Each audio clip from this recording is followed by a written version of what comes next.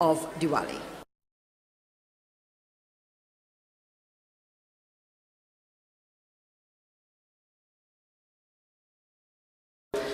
My talk this evening, very quickly and very briefly, is about Hinduism, its brief history, and how it impacts on us in the Caribbean. Now, I look around and I see persons older than myself, and I'm sure that there will be many of you who know much more about Hinduism than I do. If I say anything, religion is always a very contentious subject, and you say something and someone has a different view. If I will leave one thought with you this afternoon, let it be this thought, that there are many ways to say the same thing. And in fact, the wise will often say, there's a particular phrase, and it is said well in Sanskrit, I think. It says here, Ekam sat vripraha bahuda vadanti. And it says, truth is one. The wise call it by various names. Hinduism began many, many years ago. Some says the history of Hinduism began over 4000 BC. That's before the birth of Christ. Of course, there'll be those among us who will argue it began even 10,000 BC. The roots of Hinduism. It is said one of the unique qualities of Hinduism is the fact that there's no known founder. Most of the other major world religions are said to be founded from some charismatic leader or the other. But Hinduism has that particular quality. In fact, one of the tenets of Hinduism, it is not so much a religion, but a way of life. When I have looked at Hinduism, and I have done some reading, in fact, in my youth and age, well, old age perhaps, I have gone to mandirs, I have gone to Christian churches, and I have even sat in the mosque. And I have listened to all three of the world, three main religions. And I will tell you, as the Honorable Tillman Thomas had said earlier, that as he sat and he listened here this evening, the main tenets of Hinduism repeats the main tenets of Christianity. And I will say the main tenets of most, if not all, religions in the world. We in the Caribbean have been blessed with the fact that in India, Hinduism usually, in fact, if you remember the partition in India, Muslims formed Pakistan. Of course, there are many Muslims today still living in India. And the Hindus mainly dominate India.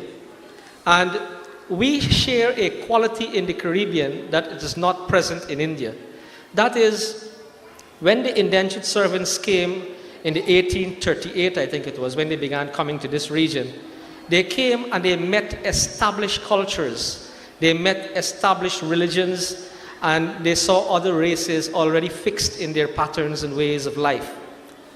It is a salutation, I think, and a great honor to say that Hindus have demonstrated one thing, that despite all those influences and very strong influences surrounding their environment, they have managed to maintain these rituals that symbolizes our faith. They have managed to maintain the bamboo weddings. They have managed, and this is how you can see the identity of Hindus. The identities of Hindus is demonstrated by the various cultures, the various rituals. Pagwa, for instance, and Diwali is now a worldwide celebration.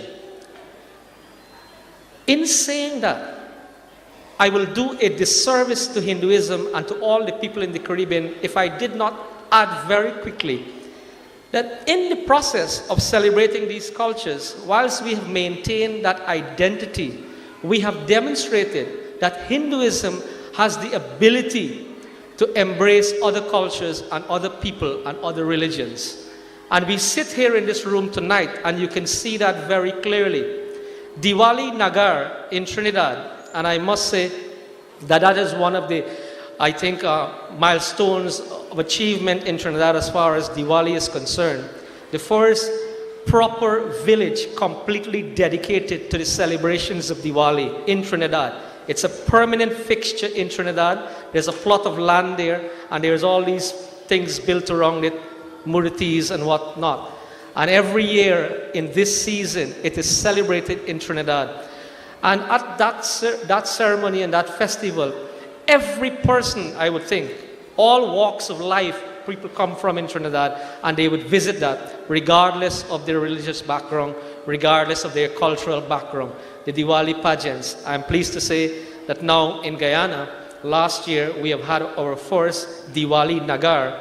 It has been held at Everest Cricket Ground for those of you who come from Guyana. And of course, that is not a place designated to these activities, but maybe one day the government will see fit to allocate a plot of land in Guyana to that activity. There is one other thing I wish to impart to you, that religion and the principles that have been taught here this evening, or expressed rather, are something that must not only be said, but must be lived. I will leave you with one story my father always tells me. And he was a man who always sat us down, 9 children, every morning without fail. And he would pray and have us worshiping. In fact, he even went so far as Hindi was concerned, to paint part of his wall black and teach us Hindi as we grew up. That was how serious my father was. But he told me this story. He says one day there were 2 friends walking along. It was a Saturday evening. And we in Grenada know how Saturday evenings are. The young people want to know where to go online. And it was this particular thought that they had in their minds. Where do we go to line? Where do we go to spend the time? And as they were walking along, they passed a place where a religious function was being performed, a yajna. And one of them said to the other one, man, let us go there. Let us partake in the word of God. And the other one said, no, I don't want to go there. I'm going to have a drink or something. They had a little discussion. And the one who said he would go there, he walked into the ceremony and he sat down. And the other one started to walk on the way to the rum shop. The one who was sitting at the ceremony, he started to think to himself, you know what? My friend must be having a very good time, He's going to have a couple of drinks. He will meet them boys and they will enjoy themselves. The one who was walking towards the rum shop had this thought in mind. And he was thinking, my friend is going to get all the blessings. He will hear all the wonderful things. And he stopped. If you stick a pin in that story there and then, you have to ask this question. Is it the man who sits at the religious function getting the blessings? Is he the good man? Or is it the man who was stopped on the road about to turn back to go and listen to the word of God? It matters not. Diwali is a time for wearing new clothes and to having renewed thoughts about the future, making all those plans. But you must remember that is what you think and how you act. Sri Krishna said, action is what makes a man.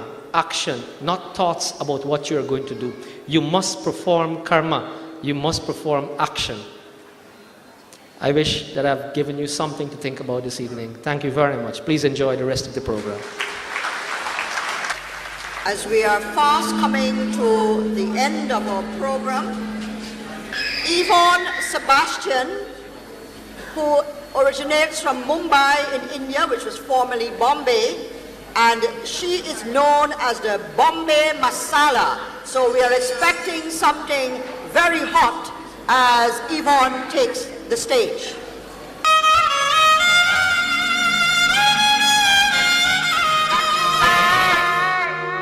Chana ke khana ke khana